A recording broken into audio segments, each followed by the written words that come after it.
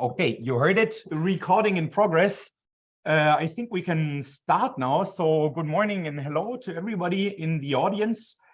Yeah, I only see a couple of people here on my right pane. So I don't know if you're all familiar with our project, with the SPARCS project. And you see in the title to this slide, you see the title of our project, which is called Sustainable Energy Positive and Zero Carbon Communities. And I think they are the most important keywords are mentioned here. So our mission is about creating positive energy districts within cities. And when you look at the last word of our title, communities, zero carbon communities, this brings us to the topic we are here today to learn more, because this is a very, very crucial and central point in the project, how to engage actors stemming from civil society, but also from private sector and beyond. So yeah, I think it is a very crucial topic, not only in our project, but very crucial in general, to first of all give us legitimacy for what we are aimed to do, and to give us legitimacy to actually to conduct and to put in practice what we aim to do. And yeah, and then of course it is about identifying barriers, identifying opportunities, and really delivering something practical on the ground that is in line with the needs and the the needs of the citizens and the needs of the actors, the needs of the stakeholders. So once again, warm welcome to our SPARCS webinar, the best practices of engaging different actors. Now, I will move on to some housekeeping rules just very quickly. So please mute your microphone during the presentations. I think this is clear. And yeah, there are different settings to choose from in Zoom. And there's an option called Active Speaker View. So you will see both the participants, you will see the speakers in video, as well as the presentation. Yeah, then of course, please turn on your video and unmute when asking a question. It is, as always, it's nicer to see a face and to see who is asking a question. But if you're not comfortable with this, you might as well post a question in the chat. Yeah, we have a Q&A after each presentation, brief one, and so just feel free then after the presentations to step forward and ask what you want to know. All right, so, and this is our agenda for today. We are right in the middle of the welcoming words. That's me, I'm Niklas Effenberger from Fraunhofer IAO. We will now move on. So we have two city presentations. They will present their experiences. And the first one will be Yanni Tatia from the city of Espoo. He will present on their co-creation model. Later in the agenda, we will have Nadja Riedel from the city of Leipzig. And so Leipzig and Espoo, they are both the lighthouse cities of the project. And in between those presentations, you see the third point in this list at 10:25, we have Uta Polmer with us from Fraunhofer IMW in Leipzig as well. And she will present on a tool, free-to-use tool that the citizen engagement platform they developed. And yeah, she will present it, and you may also use this then later on for your own work.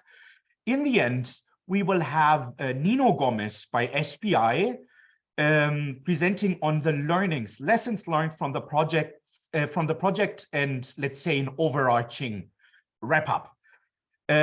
So, and then of course we'll have a summary and thank you, and we say goodbye. But now let's start. First presentation is Yanni Tatia by the city of Espoo. Yanni, may I ask you to just share your screen? I think this will be easiest. Yes, thank you, Niklas. All right. Let me just share my screen. Hopefully you can see it now in the right format. So, hello everyone. My name is Jani Tarttia from the city of Espoo, as Niklas said, and today I wanted to show you a little bit of our co-creation model for sustainable and smart urban areas that we've developed in the project. Like Niklas was saying, we are developing these positive energy districts in the project, and in the city of Espoo, we've wanted to look at how could we support the planning and development of those kind of areas also in the future, and especially in terms of co-creation and doing things with different stakeholders locally, so that we can together build these smart and sustainable areas that make use of these new kind of innovative, zero carbon, sustainable, smart urban solutions. And this model tries to tackle this question of how to facilitate this kind of process. Moving on to the Espoo city perspective, we in Espoo, we have this city strategy called the Espoo Story, and it also gives our directions for the sustainable development in the city. And one key goal for us is to achieve carbon neutrality by 2030, and to do this with the whole Espoo community. So that's like the background where this need and want to create things together comes from, and also which the project SPARCS supports. But to go into the co-creation model, the basic, let's say, research questions behind the work was how could we co-develop urban areas and urban solutions together with stakeholders. In SPARCS, for example, we are doing a lot of great things and presenting new innovative technological and social solutions, let's say, but we wanted to look at how to bring those solutions together in a specific urban area. And in Espoo, we have many areas that are currently being developed, and for example, Kera area, which is currently a brownfield area that will be developed into a new urban district, and I will say a little bit about that later on, but that's been like the key driver behind these questions. Additionally, we also need to find ways how can we define goals and aims for sustainability and the integration of smart solutions together with the different stakeholders, so that we have these smart and sustainable urban areas, not only smart and sustainable urban buildings. So how can we make this kind of a bigger picture view on sustainability in a specific area? And in this process, we've taken this system kind of an approach, so trying to see these areas as systems where different kind of elements contribute and interlink with one another. So, as said before, Kera area is one of our key new development areas in the city, and it's been really an innovator in this co-creation. And for the SPARCS co-creation model, we've taken a lot of learnings from that area in specific, how to do multi-stakeholder co-creation in a specific area. Currently, Kera is a brownfield area. There's this large logistics halls that the area was used in before, but now it's slowly turning into a new urban district during the next decades. And currently there's a lot of this temporary activity in those halls related to local businesses and culture and art kind of happenings. And in Kera, there's this tradition of doing things together with the local businesses, organizations, landowners, and we've tried to learn from that process and to see if those learnings could be used elsewhere in Espoo, but also elsewhere in other cities or areas as well. And that's what we've been trying to make into kind of some kind of a structure or steps what could be followed. What can we benefit from this kind of co-creation approach, doing things together? There's a lot of kind of benefits that could be targeted, for example, in terms of sustainability or the attractiveness of the area for both business and residents. Also creating new kind of innovations and having this kind of user orientation in the area and thinking about the different possibilities that one area could hold and have it this kind of flexibility and resilience in the area in the further development of it. So we started to create this model in SPARCS project. Mostly it happened during last year. We finalized the process early this year, and the model was created last December and presented then for the first time. And this happened with the help of consultancy companies. VSP Finland and Korkia Consulting helped us to do this process, and this process has been also done in this co-creation method. So we wanted to incorporate different stakeholders into the process and think together what this kind of co-creation process for the area could be. So we have different kind of design sprints and workshops, webinars, benchmarking activities, interviews, questionnaires, and so on with different stakeholders, including organizations, companies, residents, landowners, and so on. And from all of this, we've been creating this toolbox for development. So this co-creation model, it's basically a toolbox that could be used in this kind of area development processes. And this toolbox, it was from the very beginning, it was a website that started to grow step by step, and it's also the website where you can find the final toolbox, and it's for open use, and I will show it in a minute. But this is basically the idea behind the co-creation model as a whole. So nothing really let's say out of the ordinary, because I think these kind of steps are always part of co-creation processes, but thinking about what it means in terms of sustainability and smartness and specific area context is what's been the real key in this model.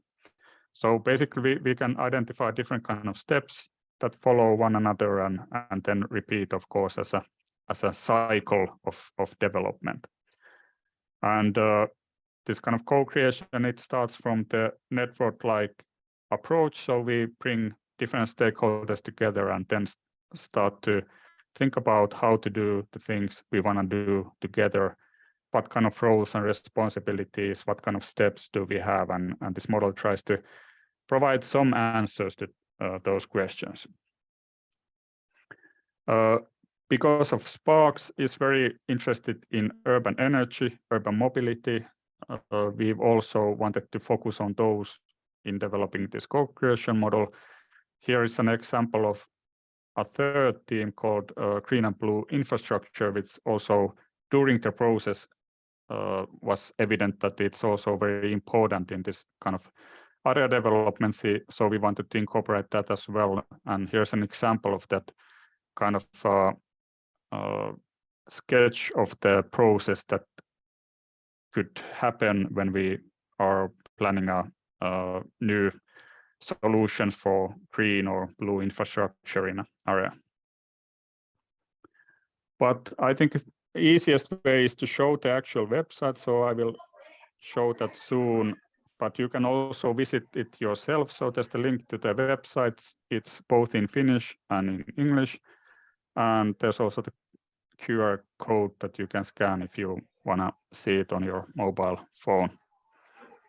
But basically, what the toolbox is, it's an open, free-to-use website, a toolkit or a toolbox for co-creation, and we've tried to make it so that it's like a source of inspiration and practical tools, methods for co-creation, because we also realized that no two cases are ever the same. So there's always a lot of things that change and vary depending on the situation, the geographical, cultural, social, and other kind of context. So we tried to make this general kind of an approach where you can use those different solutions in the different cases that you might have. It's also a dynamic process. So even though we have this toolkit now ready and open for use, we also want to further expand on it and develop it in the future.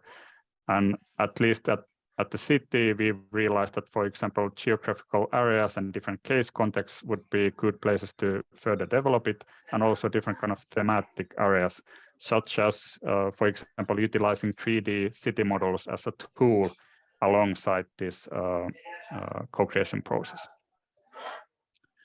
But now I could stop sharing the presentation and quickly just show you the actual website you can visit. So here is the front page of the website that opens when you go to the website. So basically here's the introduction, but here from above you can see the actual co-creation model toolkit. And if we go there, here it's basically this kind of a table of contents here divided to different steps of the process that you can find in these typical area development processes. And from here you can go forward. And there's also instructions for utilization of the toolkit and for what it could be used, and links to the different sections. So for example, if you want to see about the collaborative process in general, you can click there and see some kind of key elements of what the process might be, and for example, related to the roles and responsibilities of the process.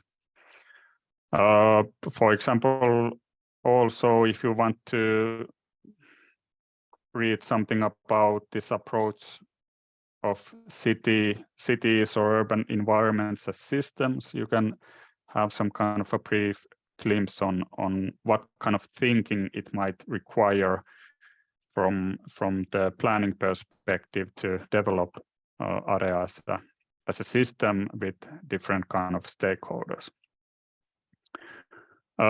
Then if you want to move, for example, to the identification of how to start the process, there's some key notes on, for example, selecting the area and identifying that there's different types of areas that are developed, and those all require different kind of approaches.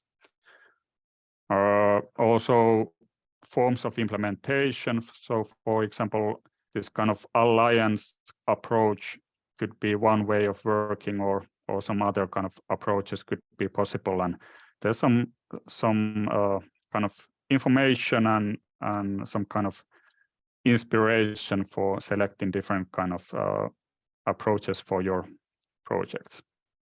And if we go to the actual model itself, there's, for example, on mobility, some basic description of what the co-creation of the mobility system locally could mean.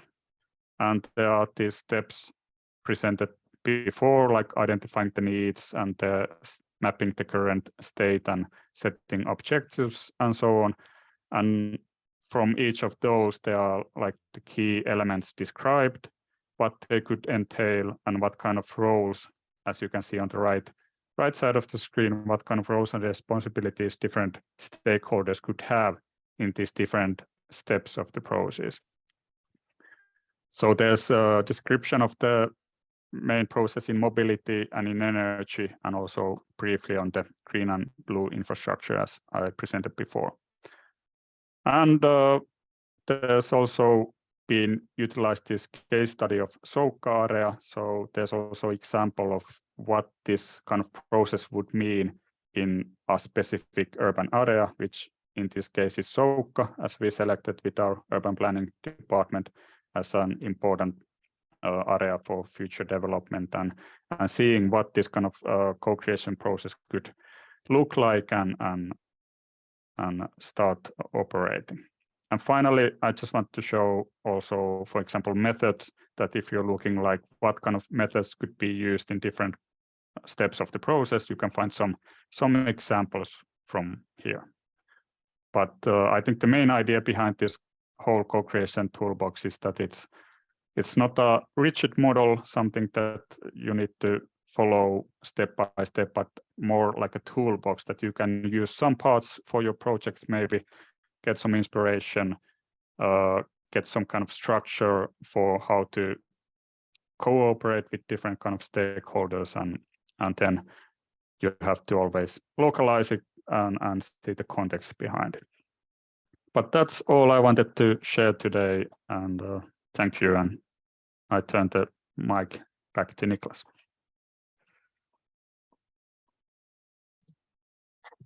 Jani, if I can also jump in the meantime, actually, you can find the website in the chat box. Yes, thank you. Okay, thank you very much, Jani, for this really interesting presentation. I think it's it's really incredible what you gathered, and I mean, especially also seeing. I really like the visual appealing appearance of the toolbox. Yeah. Now we would have time for some questions from the audience. Anybody? I in the chat there's nothing, but yeah, please just step forward.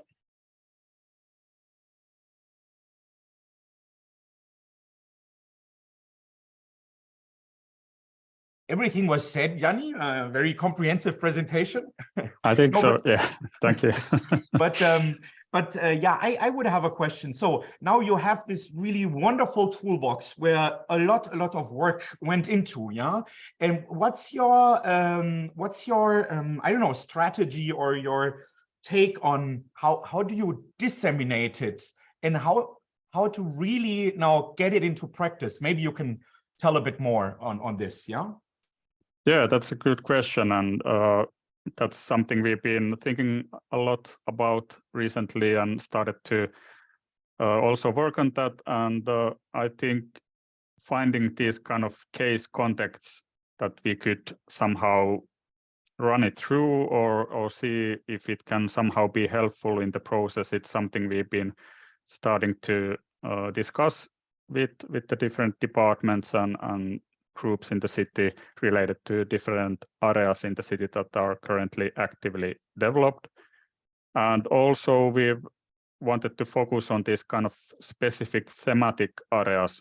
So for example, this week we had a workshop internally related to combining this process with 3D model that the city has of the whole city area, and if the 3D model could somehow support as a tool, as a practical shared tool, the process to communicate the different goals or to find some kind of common view of the area and so on. So we are like trying to extend like strands from this core process and to see how could we further develop it and use it in practice.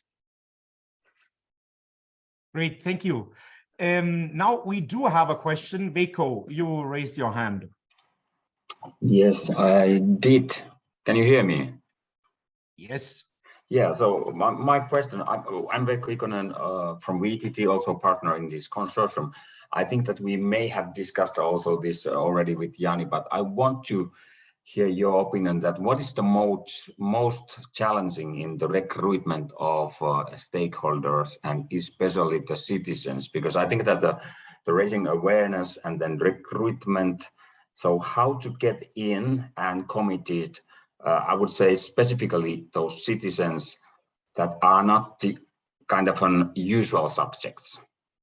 Yeah, that's a great question, and I think I don't have the answer for that, and I think that's like the challenge that every city is facing, and in this process we focus maybe a little bit more on the stakeholders of like organizations and companies, but also a little bit on residents. And I think just like one point might be that we just have to start very early the process of doing things together. So if you go with a already fixed plan or some kind of idea, it might be very difficult to get people involved. But if you can start defining the problem itself with the citizens, I think that could, yeah, because you need that kind of commitment, and for commitment to happen, you need ownership of the problem, and you can only get that if you start early.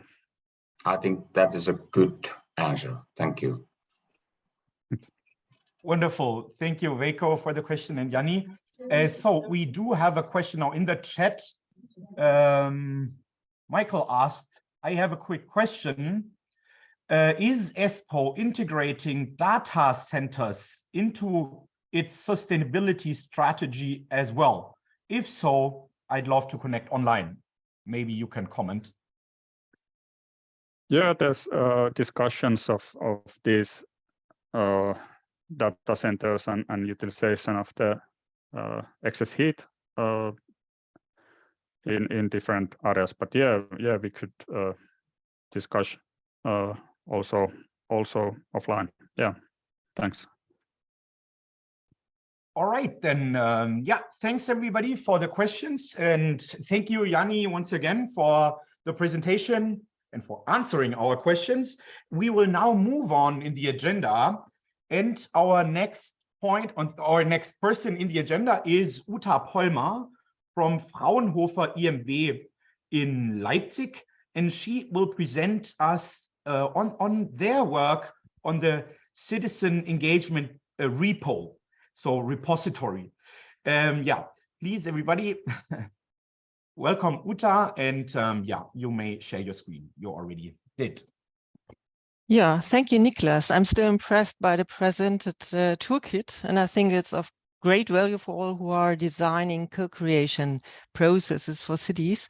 And it's a good basis for my presentation as well, as I focus on one of the topics mentioned already, the methods of co-creation, or on a more general level, participation. My name is Uta Polmer, and I work for the Fraunhofer Center for International Management and Knowledge Economy in Leipzig. Our daily business is applied research, and the general research topic of our unit is innovation acceptance.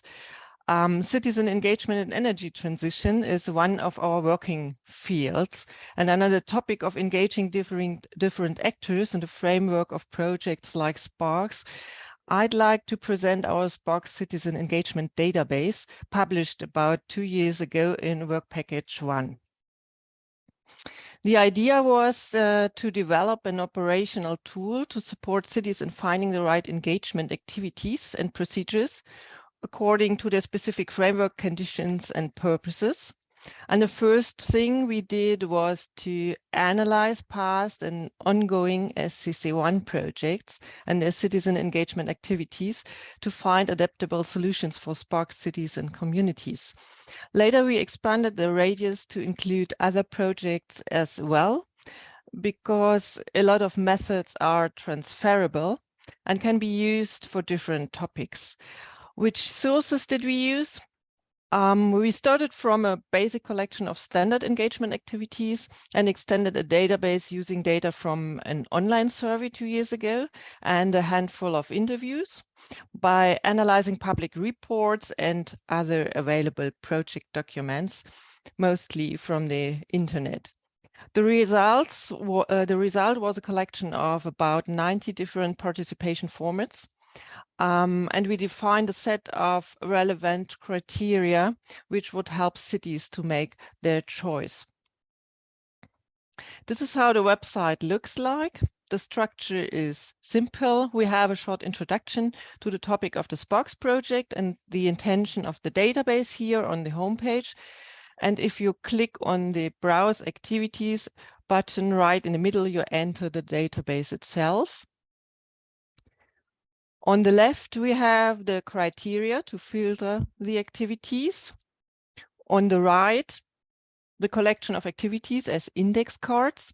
And if you need more details for specific activities, you just click on one of the cards on the More button here.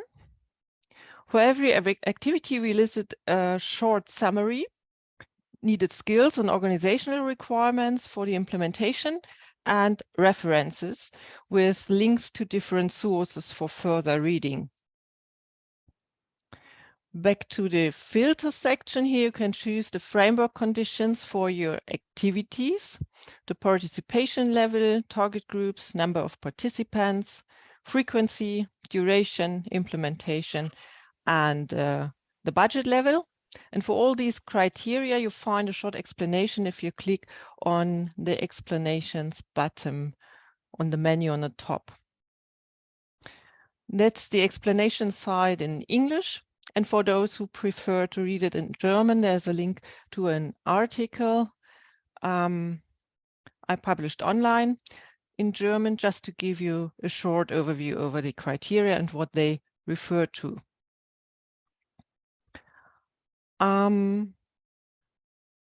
Just the participation level, you can find various approaches in literature with different numbers of participation levels.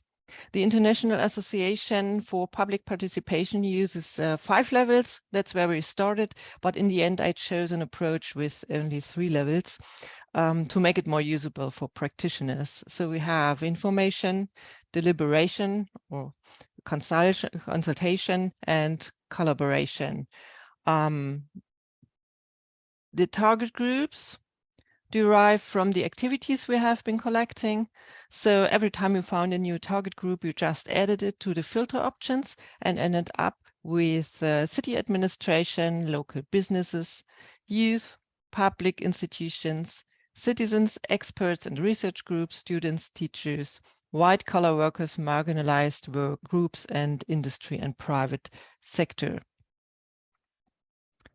The number of participants, the options also derived from the activity analysis and are clustered here up to 10, up to 30, 100, 300, or more than 300 people who should be involved. And you can choose according to the frequency and duration of or timeline. Here we distinguish single events from series of events. And according to the timeline or duration of the participation process, half a day, up to a week, or longer than a week. The implementation, here we have the possibility to choose between live, virtual, and hybrid events, or adaptable. And last but not least, the budget level. This is the criterion we discussed most because the assessment of costs is very individual. We can't give any numbers in general, but just a graduation. So we decided to have a low, middle, or high for just for an initial assessment here. That's it. Thank you for listening. The website is open access and can be used for free. We are still developing it, so if we get some new inspiration, we just add it to the platform. And if you have further ideas, comments, or critiques, please do not hesitate to contact me. Okay, that's it from my side. Wonderful. Thank you very much, Ruta, on this as well very interesting presentation. I think, yeah, it's also here, it's really, really good to see how much info you gathered. And I really do like the systematic approach. You go step by step, identifying what format could be useful. And so, yeah, thanks for the presentation. We do have already one question in the audience. So Maxime, please.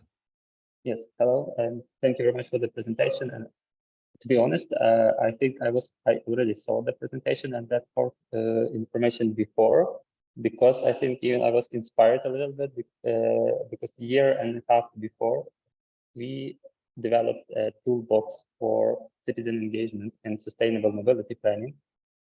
And there was experience from Leipzig and Lviv.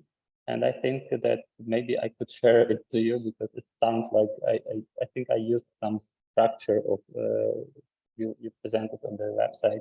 So maybe we could integrate it also with the what is already done on the website. And I could just share what we collected as citizen engagement tools in Lviv and in Leipzig.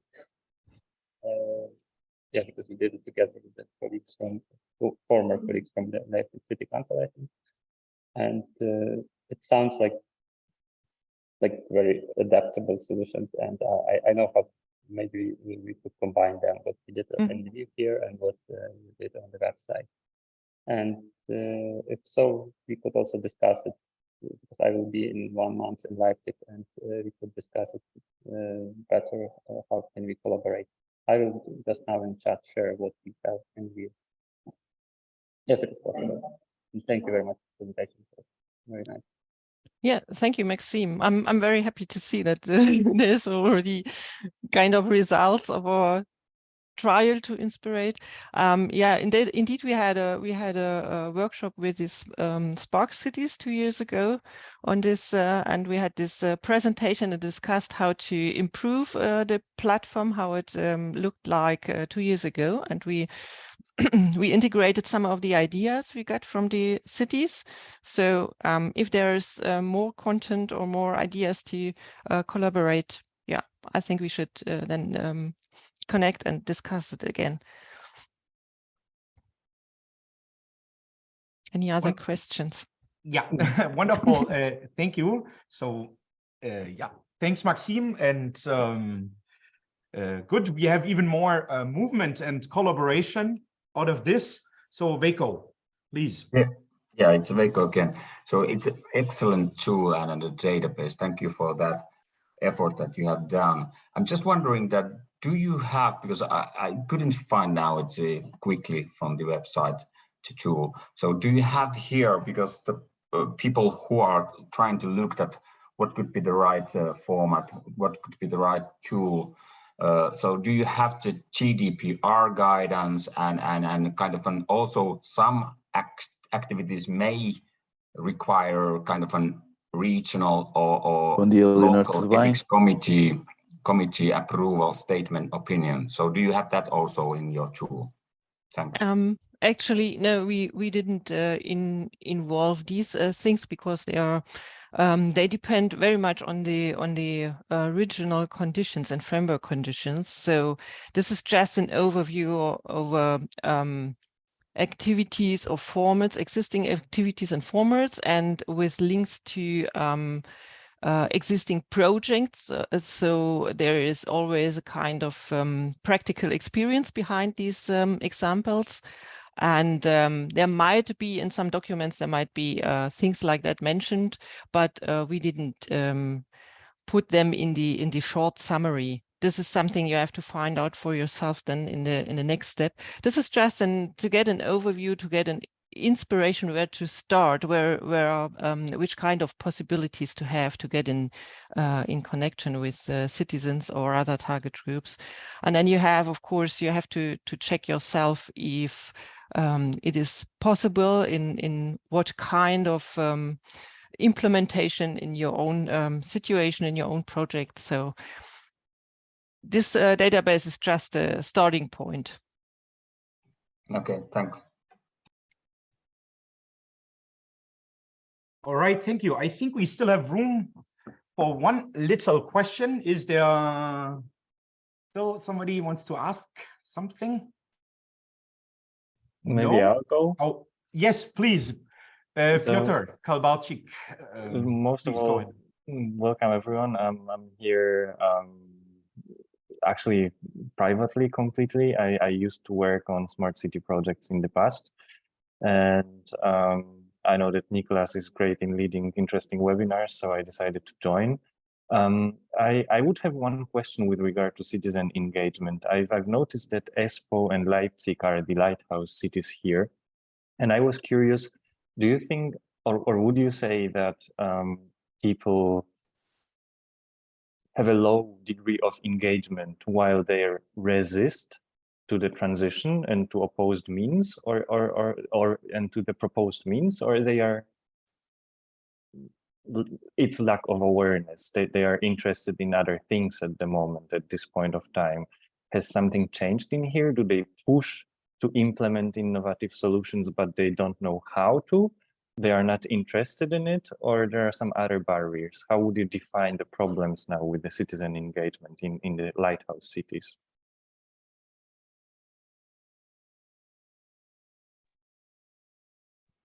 This is a question to whom? Yeah. So thank you very much, Piotr, for this question. I think so. Maybe Nadia or Yanni, do you want to react directly? Yes, Just maybe, can do. Okay. All right. Hi. So I'm Nadia. I work for the city of Leipzig, and thanks for your question, Piotr. I think there is not one answer to that because it really depends on. I mean, it's not just one citizen group; it's like different target groups within this group. So, and it also depends on where in the area of the city area you are trying to engage people. So the area we are working in is, let's say, classified to be a social housing neighborhood. So people who live there are reliant on social welfare payments. And of course, their interest in engaging in innovation projects is quite low because they're just have other daily problems like making ends meet and trying to take care of their kids. And also, if you, for example, if you have families, a lot of families don't have time because they're engaged in their family activities. But on the other hand, we have a strong civil society which comes from or is involved in the Fridays for Future in movement. So people coming from that direction, they spend much more time with those climate and carbon neutrality topics, and it's much easier to engage them for innovation projects on that. So I think you can't give one answer to that. I think we had a change in the interest in the commitment to citizen engagement activities due to the rising energy prices last year. So that gave like a little push that we could see when people are participating in our events. But that's maybe from the Leipzig side. Maybe Yanni, you can contribute from Espoo. Thank you very much.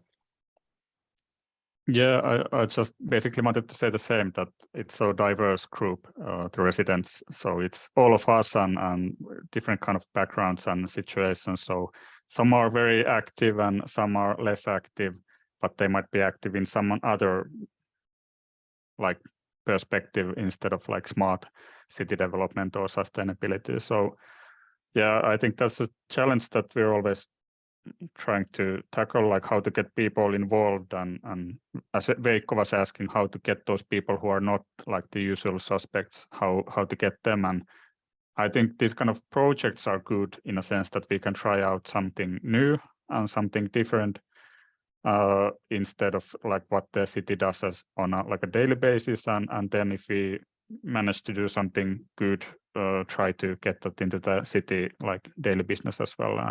And for example, in Espoo, we've been doing these body class activities with young kids on trying to get them into this dialogue with us about the sustainability theme. So that's like one like example of the new things that we've been trying to do in the project. Diverse target groups always makes it even more challenging, right? So I keep my fingers crossed for you guys. Thank you very much. Wonderful, thank you. Yeah, and I think, so thank you for the question, Piotr, and thank you, Nadia and Yanni. And I think this is why it's so important that we gather here to really formalize and see, okay, what do we learn from past experience and how can we bring this forward? So saying this, we move on and I give back the word to Nadia. Nadia Riedel from the city of Leipzig, and more specifically from the Digital City Unit. And so, yeah, warm welcome to you, Nadia, and please share your screen. Yes, thanks, Niklas, for the introduction. Just give me a second.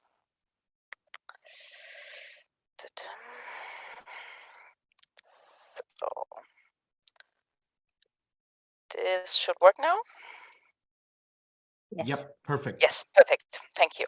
Okay, so yeah, thanks for having me and giving you maybe a little bit more insight on how we also need to adjust our internal working structures when it comes to climate neutral urban development. So we have now seen the perspective of ESPO, which is dealing a lot with external stakeholders. We saw the tool from UTA, which was focusing on how do we involve citizens.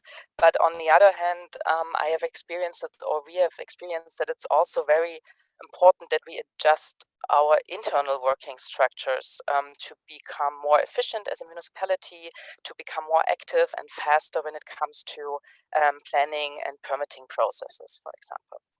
So let me just give you like a few glances on what are typical challenges that we as a city of Leipzig are currently facing when it comes to the internal procedures when we are aiming for climate neutrality.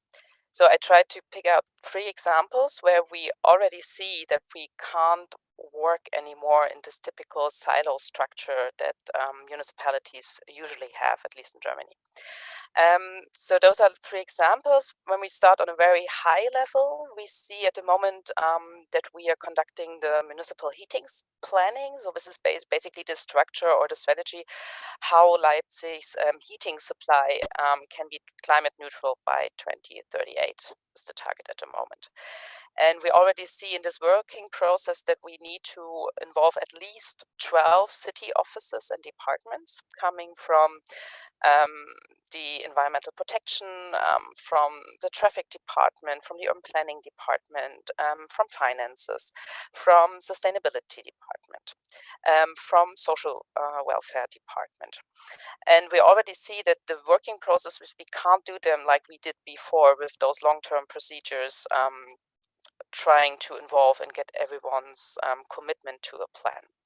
Plus, in this one, we also need to involve external stakeholders like our public utilities, who also, of course, are a major partner when it comes to the heating transition. So this is the strategic level. So we have those long-term strategies with like a scope of about 10 years. You usually take about 1 year, 1.5 years to have really this integrated approach on defining measures to transform the heating supply. But then we also have large investments which need to take place within the city boundaries, for example, to contribute to our climate neutral heating. And the ones who are within the SPARCS project, you already know that we've been working on the topic of building or the permitting process for a quite large scale solar thermal plant. And this also required a lot of internal adjustments to the working structures because we have this large scale plant. It would be, if it's built at some point, it will be Germany's largest plant. But going along with only the planning process, we had to change 3 different plans that we have on a local level. So coming from the land use plan, ensuring the right building permit and the plan that the plant can be constructed. And we also need to involve the regional planning level because in Germany, let's say the areas for constructing renewable energy sources is done on a regional level. So we had quite large involvement process there. And furthermore, when we go a little bit deeper, we also have those small scale interventions, which at the end will help us, especially to transform our existing building stock. Meaning when people want to refurbish their existing houses, for example, they're doing the facade, they're changing the heating system, they're looking at PV installations. So to improve the, let's say, energy balance on the CO2 emissions of the houses, they also need to go different planning and permitting processes.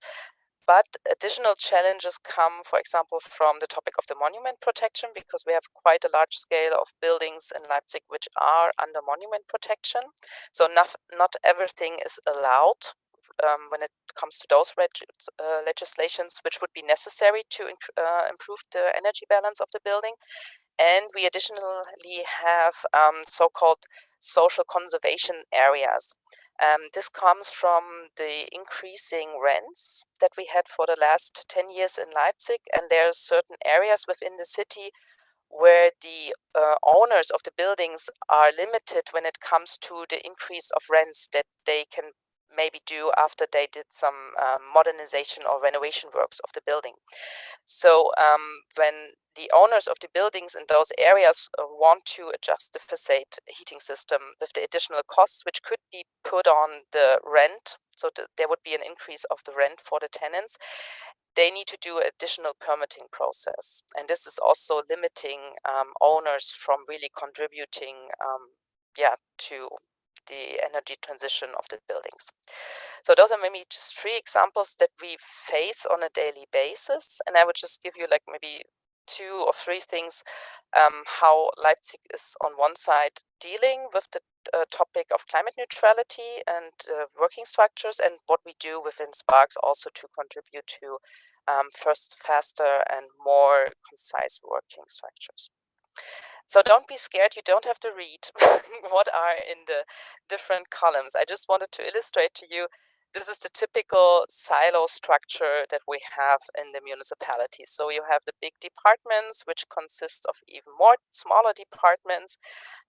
So we have, for example, the departments related to environment and climate adaptation. We have a big department responsible for urban planning on construction. We have the economic development department. We have the department which is focusing on social welfare, etc. And we know that climate neutrality or working on the climate neutrality topic is a cross-cutting issue.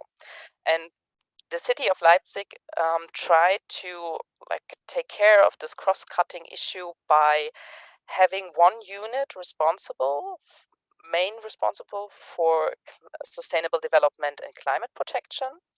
So this is quite a small unit, but what we also have is we have so-called climate protection managers, and they are working like satellites in different areas of this, in other departments within the city. There's like a core group of them, and they have, for example, one in the department for the general services. So someone who is taking care that we as a municipality also become climate neutral with our working processes, with our procurement processes, for example. Then we do have satellites, people in the office for the urban or environmental protection department. We have one in the unit for green and blue infrastructure, in the traffic department, in the urban planning department, but also in the cultural area, actually. So when we have our big cultural institutions, they are also focusing on how they can become climate neutral. And so we have one there. So we currently have a team of about 8 of those climate protection managers, and there will be added more. There will be one located in the social welfare office.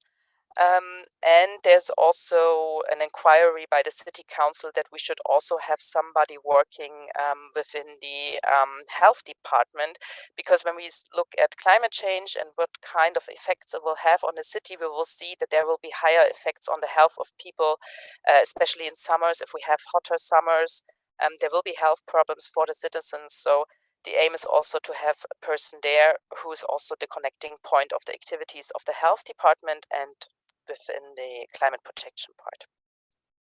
So this is maybe the general approach, how Leipzig is currently working at the process. And for example, the heating strategy that I just mentioned is conducted partially by this team already. So then I might... I have a short question, sorry to interrupt. Yeah. But do this, it's Marilisa from Fanhopa, do these managers, do they only have that role, or they do other things, like they have other position and then extra they got this role, or are they just hired for doing that? They were hired for doing that, and they have like 2 sides in their position. So one is being this connecting point within the big climate transition team, and the other one is also to have a look at the department or unit that they're working for, and looking at the internal processes that they have. For example, the climate protection manager in the urban planning department is also the reference persons, for example, if they have those large scale urban planning projects when it comes to installation of renewable energies. So he's always having a look at the ongoing processes within the unit with this climate protection focus.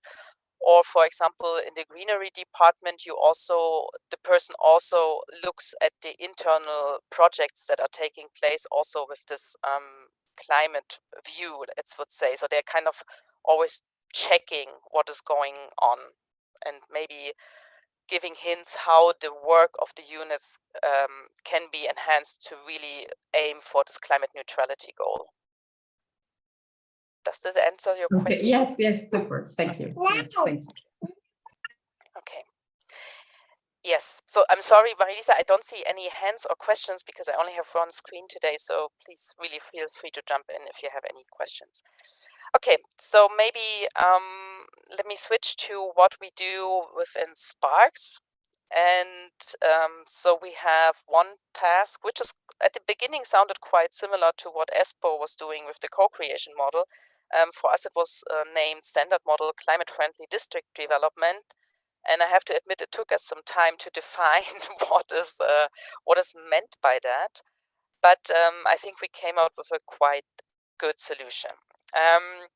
So our aim is always, when we work in those EU projects, we try to connect very much to what is going on in the city anyway, and try to maybe improve ongoing processes and projects. And we also tried this with our working process for the standard model.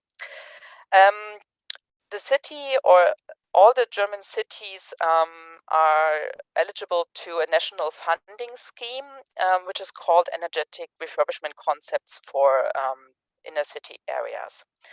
That means those are integrated development concepts for certain parts of the city, which have like a road mapping planning for how those districts can become climate neutral, with a special focus on heating, energy, and mobility solutions. Leipzig has already done 3 or 6 of those concepts, so only for certain areas within the city. But of course, there is a high demand of having this sort of concept for the whole city area. And because also those processes, those concepts, they take quite a while until they're ready. So we thought, okay, for SPARCS, it would be good if we have a look at this existing working process where already different city departments are involved, and maybe come up with a standard for future of the energetic refurbishment concepts. So to be faster, to really see what are tipping points for certain urban areas as well. So I mean, if you have a look at the urban structure, you can tell that there are some similarities between the different neighborhoods. So why do we start every time all over again to do the analysis and check for measures that could be implemented in the building stock of the 1920? If we have done it for one neighborhood, we might just transfer that to another district. So our approach was, okay, we take this working group that has been working on those concepts, which consist already of people from the different departments, and let's maybe just get out their experiences from the process that was ongoing, and then define the standard model from there. So we tried that with one workshop, and we were very positive and were optimistic to say that, okay, we do one workshop, and maybe after that we will come up with a kind of standard workflow with defining some tipping points and whatever. So we did that last July, and unfortunately, we didn't come out with a lot of answers, but we came out with a lot of questions from the working with 8 different departments. So we had all the people, we have the traffic guys, the urban planning guys, environmental protection, blue and green infrastructure. So we had this whole group and discussed with them how we can improve the process. But really, at the end, we had more questions because the different units, they have totally different views on what climate neutral means to them. They have totally different views on what their contribution can be to climate neutrality, and they do have topics that contradict each other. So if we have guys from the traffic department, their focus is totally different than if we have a look at the blue and green infrastructure guys. So there are conflicts even within the ambitions and the strategies of those different departments. And the overall question is, who is taking care of the alignment of those different sectoral strategies that we have in the department? Who is making the final decision whether we go for the new construction, for example, of social housing versus we need more greenery in the area to secure climate adaptation when it comes to the heating of neighborhoods. And the question was also, how's the process? How's the workflow? Who is the main responsible person or institution, organization for this climate neutral district development? And how does the workflow look like? So when do we involve who? Who is making final decisions, etc. So we had one workshop. We were not smarter after that. So we had, of course, another workshop. We already noticed in this first round that we were already missing some colleagues from different departments. So we involved others again. And we focused a lot more on the existing workflow that we have within those energetic refurbishment concepts. And so we came out with like the three main topics that we need to solve really within this municipality and the city to work on those climate neutrality topic. One is the goal set, the setting of goals and the ambition that we want to have. One is the working process and the responsibilities within this area. And the third one was really the topic of data use and sharing within the municipality. So I would like to focus a little bit what we do within this like third challenge that we have when it comes to the cooperation between the different city units. So one big thing was that the different departments so far, as they work in silos, they also have the data silos. So usually data that is collected in different units is stored there, and it's not automatically being shared with the different departments within the city. So we are now focusing in SPARCS on developing this so-called Energy Atlas Leipzig. It's like energy or climate cadastre for the city. And what is our aim is that we combine the data that we already have in a city coming from those different departments, but also from external sources. So we have, for example, several German institutions on federal and regional level that are collecting data when it comes, for example, to the potential for geothermal heat, to the potential of wind energy. We do have external data sources when it comes for the existing e-charging infrastructure, which you need to do further planning. And of course, within the city, you have topics like which areas are under monument protection, what are plans for the grid extension, what is solar potential, etc. So we're trying to work out something like a tool. It will be a tool at the end for the different city departments that they can all have access to and that they can use for their daily work. Because what we often have, those are some examples in the decision-making process. If you have the look at the neighborhoods again, and you have the approach of saying, okay, we want to have this climate neutral districts, you have to make certain decisions when it comes to, for example, the energy and heating supply. And it's always like a checking which option works best for this district. One example is always the topic of green roofs, because they kind of contradict the topic of PV installations on the roofs.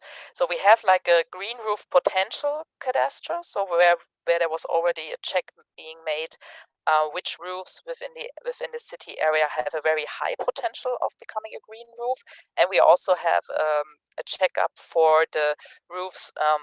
What is their if you put PV installations on the roof, what is the potential for that? So the tool or the database we're trying to create is to help the people in the administration, later on also to the citizens, so that would be the last step, to have a quick check for their building, what is the best solution when it comes to PV installation. Is there also maybe a geothermal potential? And then we could basically use the roof for different, we don't need to use the roof for solar thermal installations. We could rather use it for PV installations. But we also want to include like those long-term investment strategies. For example, the district heating network will be extended within the city in the next 20 years. But this is also very important to know for the owners, for example, when it comes to the topic, do they need to put in a new gas heating system, or do they need to do solar thermal installations on the roof? If they already know that maybe in 5 years there will be a new district heating being connected to their house, it might not be worth to do this investment now, wait for it, but use the roof now for something different. So those are different options that we're currently checking on putting together the different data sources. And maybe just to give you a short outlook, we will have a workshop with the different city departments in May, which is kind of a co-creation workshop with those departments, and they will be testing the tool that we already have. And we are also connecting it to ongoing strategy processes, meaning the heating strategy, but also there is currently a strategy on checking the potential of open spaces within the city for the use of including renewable energy sources on those plot of land. So we will combine that. And the overall goal will be that we are also giving in a tool where the departments can make analysis and checking of what has been going on. So for example, we already tried out, if you say there's a certain amount of PV installations which can be carried out in one certain area of the district, we can also use it as a monitoring tool to say, okay, we have already reached the amount of renewables to be integrated in this area. And so we can also have a look of where should we put a lot of effort in transforming those neighborhoods. So those neighborhoods with a high potential, for example, for PV installation, have more funding addressed to those neighborhoods in regards to others where maybe the PV uptake is already quite high. So yeah, that would be it from our side. And yeah, I'm happy to take your questions. Thank you. Thank you very much, Nadia, for this comprehensive presentation. And I think it's really incredible what you are doing in Leipzig and how much you are doing. And I think we really could grasp also the motivation of the whole city and the people standing behind this transition. So yes, thank you very much for the presentation. I would give the floor to the audience. Are there any hands raised?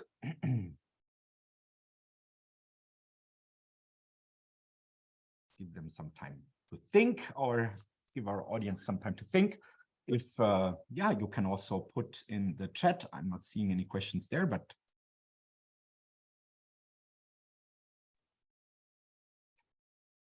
yeah, good. Then I might have a question. So I really did like your approaches, and I think yeah, it's really so important. I mean, doing pilot projects and is crucial, of course, but then how to transform it into everyday work is, let's say, of course, equally important. Now, I would yeah, have the question. So basically, you are also trying to transform the silos in the city.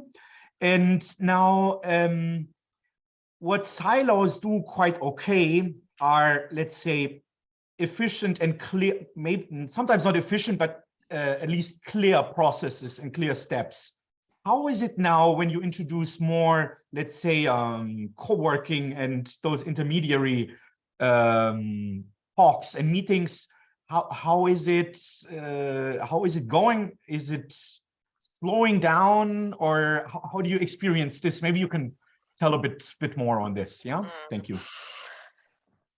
Maybe it's slowing down at the beginning, but I have to say that on a working level, this cross-silo cooperation is working quite well.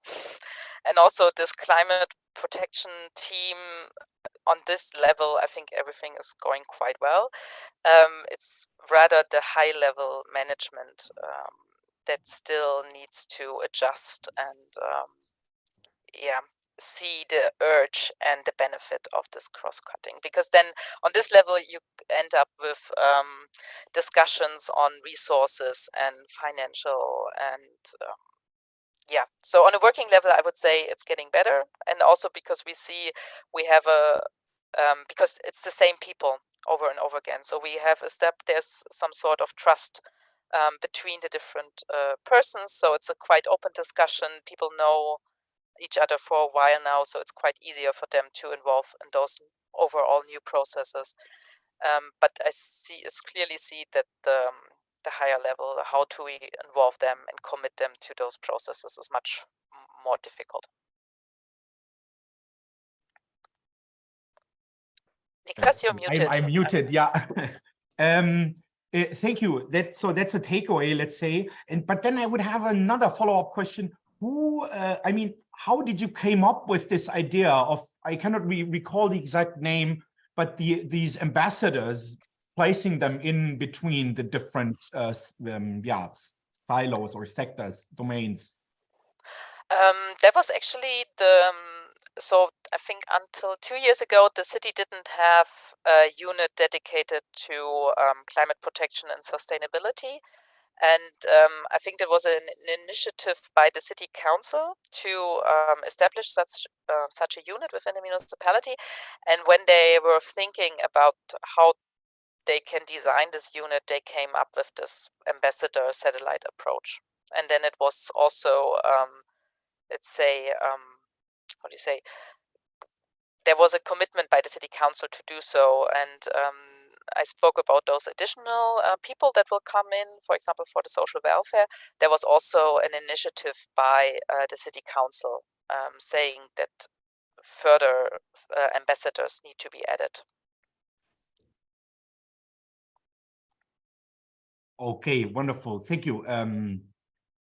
Yeah, thank you very much, Nadia.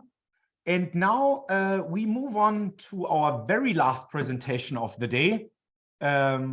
Please welcome Nino Gomez from SPI. I see him in the right upper corner. I don't know where his picture is located in your screen, but yeah, please welcome Nino.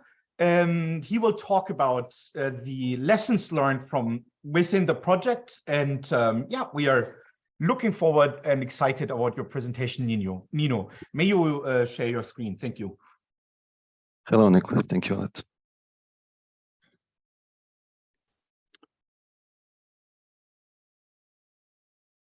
Can you see the screen? Yes. Yes, wonderful. Okay.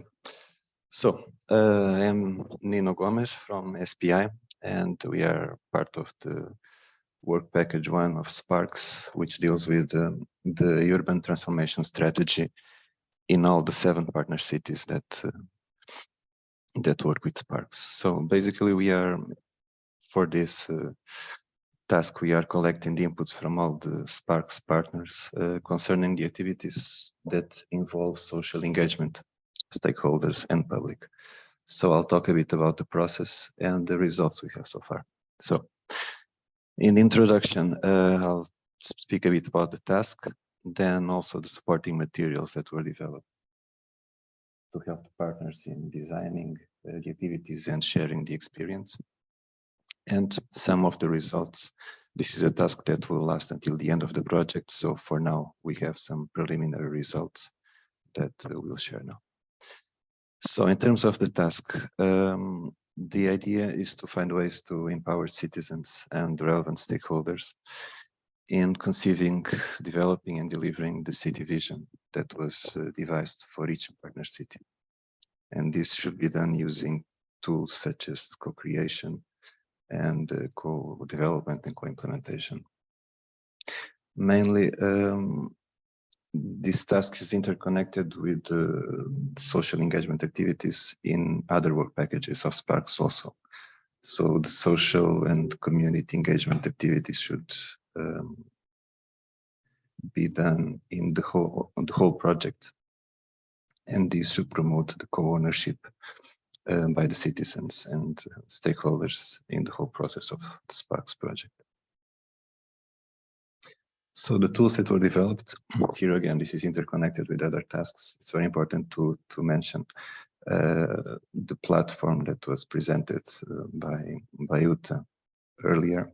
It was sort of the base for the subsequent work that was done, and the subsequent work was actually developing the quality assessment template, which is a form that was distributed or made available to the partners, where they should share their experience from the activities developed within the SPARCS project. Also, and this collection of information will be then directed to the development of the deliverable in the end. And we also developed a glossary of concepts that should help the partners fill up this QAT form. The form is divided in 7 dimensions of action, and here I'll show a bit of the results from each of these dimensions of action. So the first is the project structure, which deals with the purpose of the activity, the topics that are covered by the activities. In this case, mostly the topics were focused on spatial and strategic dimension of the project. Also the format, meaning the number, the size and length of the sessions, and number of participants. Here we have results about if the participation was gender balanced or not. So mostly the results said it was gender balanced. In terms of types of actor groups and their contribution, here are just a few of the results, meaning the most active actor groups, of course, city departments, because they are the name, and also non-organized citizens, research and university representatives are also quite significant. In terms of tools and methodologies, most of the cities combine more than one approach. So here is also just a short overview of which were the most used tools for the activities that were developed.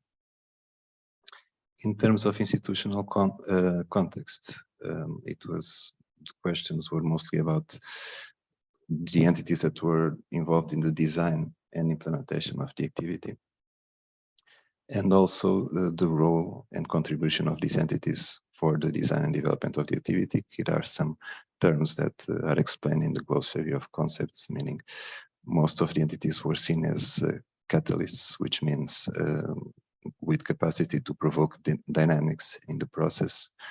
And the gatekeepers was also relevant, who are more like process mediators. Free riders here have more to do with entities that, I mean, actors or entities that participated and that were more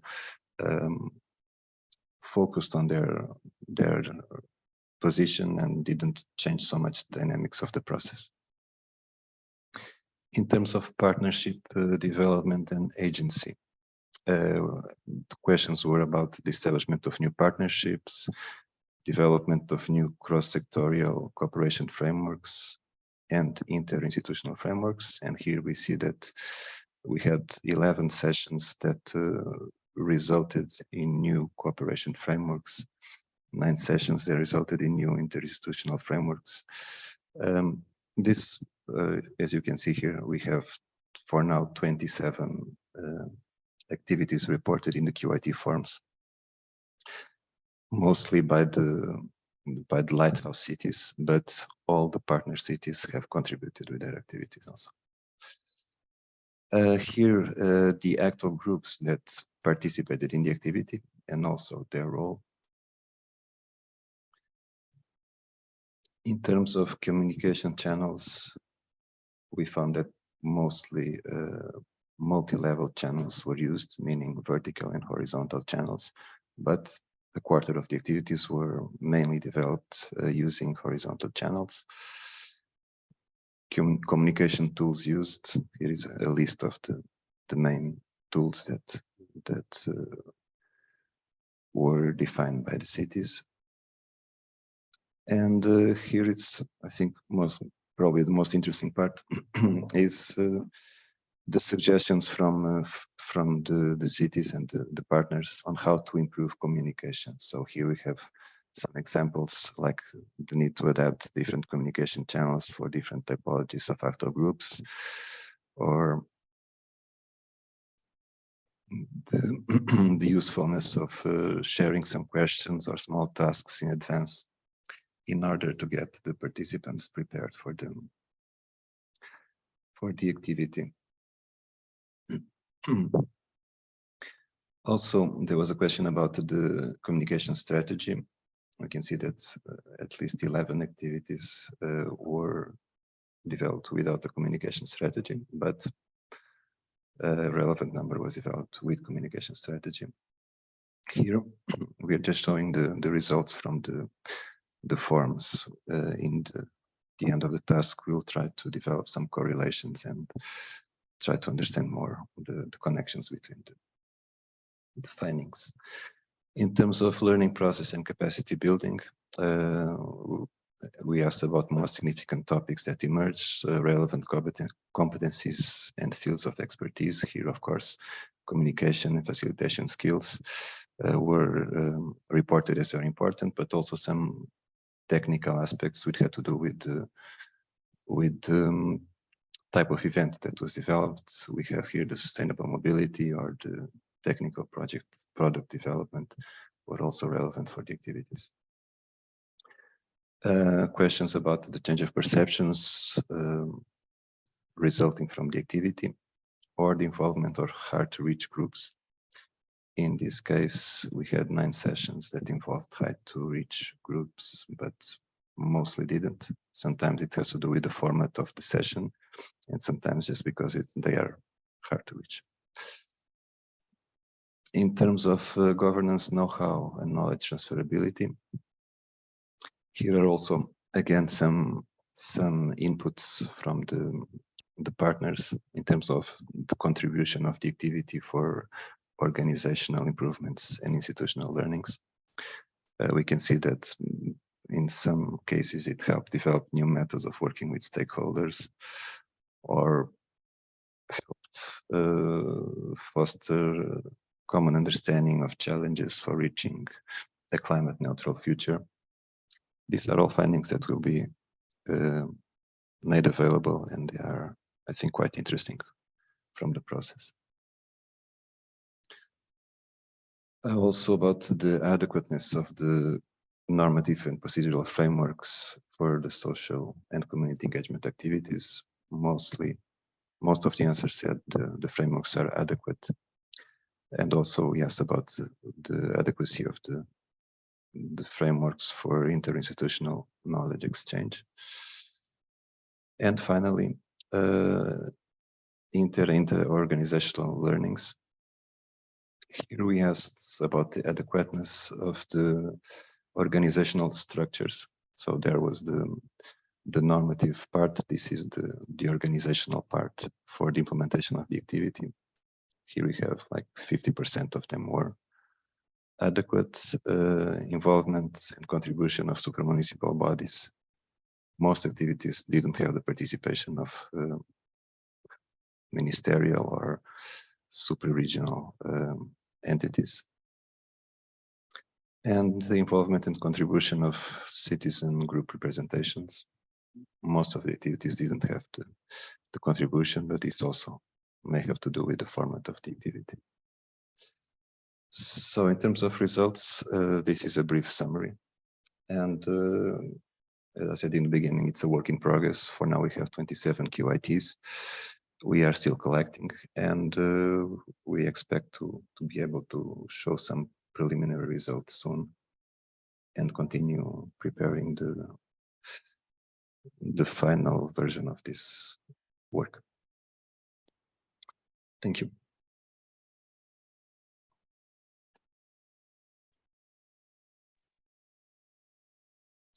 if you have any questions. Great, thank you very much, Nino.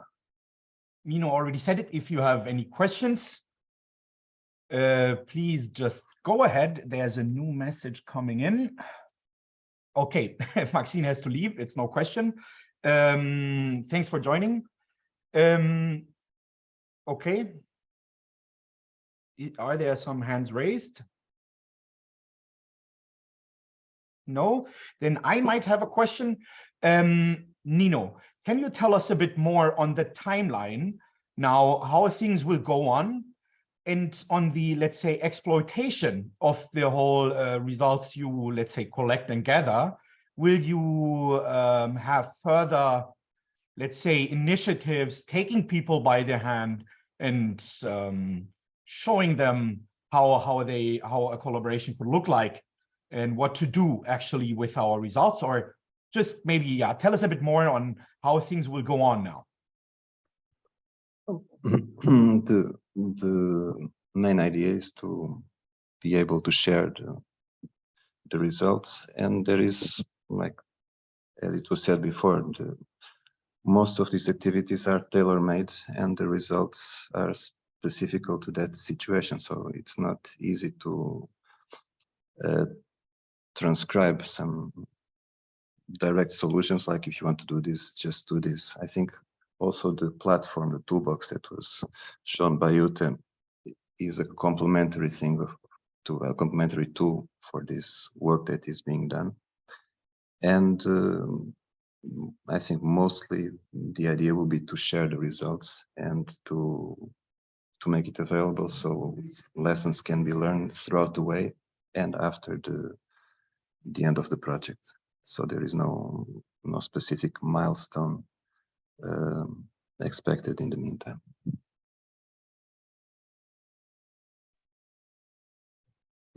I also have a question from my side, if Nicholas doesn't have anything to add up to your answer. You mentioned that some of the activities were performed with a communication strategy in mind, while others were not. Have you noticed any difference in the performance of these activities? Which one was more successful? We haven't done the correlations yet. We are still collecting, and this was not. I mean, we spoke before. The results are being analyzed, and we didn't still draw conclusions. But I would say there is this part, like most of the activities were developed by the lighthouse cities, which have specific strategies for this. The follower cities mostly reported the activities concerning the city vision, for example. It was something done in the beginning of the project. So mostly it was like the first experience, and the activity was developed exactly for that end. So I think I don't have a direct answer, but I think it has to do with the structure and also with the experience. So it's difficult to compare what is being done by the lighthouse cities and the follower cities because the structure is different. Thank you.